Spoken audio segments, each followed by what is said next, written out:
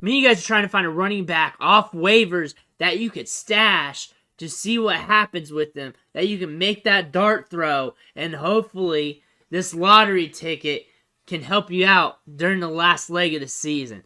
Some running backs, or most running backs on waivers, are not going to hit for you, but every so often, and once every few years, we find one. Pierre Strong, rookie running back for the New England Patriots, due to Damian Harris being out for an injury for some time, might be in that opportunity. Might get a chance. Is he worth stashing? Well, let's take a look at him real quick. Small school prospect from South Dakota State, but 3 1,000-yard seasons on his career. On his career, he averaged 4.03 yards after contact per attempt. The juicy part about his prospect's profile, when you look at his tape against small school competition and you look at the statistics, is what he did at the combine. Ran a 4.37 40-yard dash, equates to a 95th percentile speed score. The guy's weighing around 210 to 215 pounds. Played 3 snaps this season, so hasn't had the chance to show off what he can do. We also got Ty Montgomery there. He's taken 2 carries this season and has seen 4 targets in 5 games. The Patriots spent 4th-round draft capital on him, and there's a lot to like about this prospect. The draft capital is okay, but it's not super high. You have really good athleticism. You have just enough size, some burst. Productive player from college, but it's from a small school. Not even from Division I, not even from Power 5. So you have to wonder if there's a transition process there, because there usually is. If I want to box him in as an archetype prospect for fantasy, not a player comp for draft or anything like that, I would say put him in a box with like Elijah Mitchell, a running back who has hyper athleticism, late round prospect, but he was a later round prospect and eventually worked his way up the opportunity. The thing though with Elijah Mitchell, when you were looking at him prior to what he did last year, there was also the ambiguity into his prospect profile that he could just not transition due to him being a small school prospect and being a late round pick.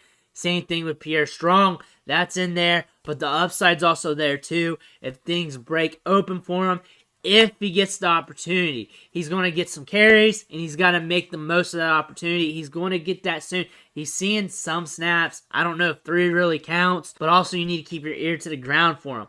Am I saying pick him up off waivers? Really depends on your roster size. Your basic 6-man bench, 5-man bench leagues, the smaller redraft leagues, you may want to hold off. It might be too hard for you. I don't know if that's going to be the right move, because you're going to have to drop a player for the speculative asset.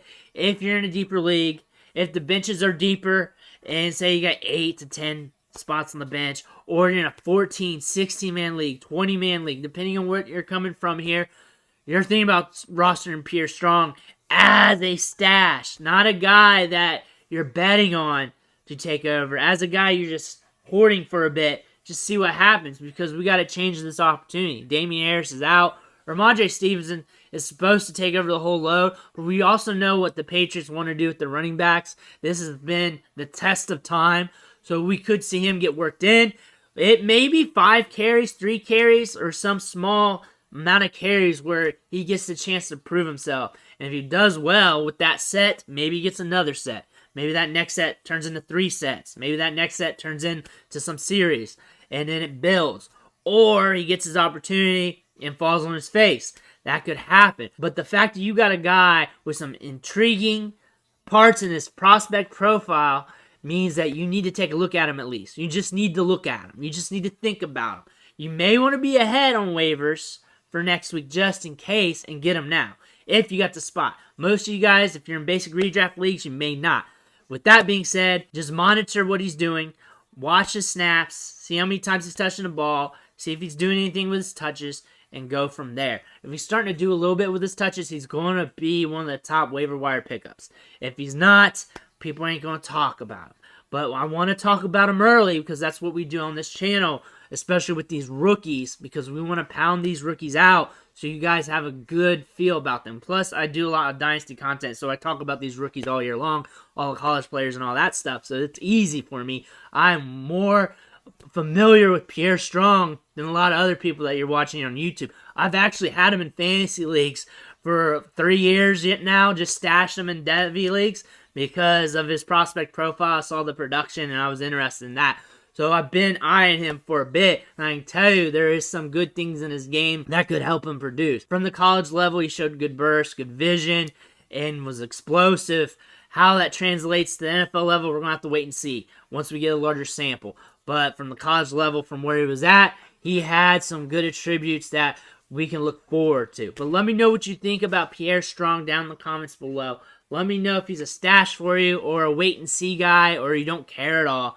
Smash that like button on the way out. Helps the video in the algorithm. And if you haven't already, hit that subscribe button because I'm trying to go deep to help you guys out for waiver wires, trades, and everything else. But I want to thank you for watching. I'll catch you on the next video.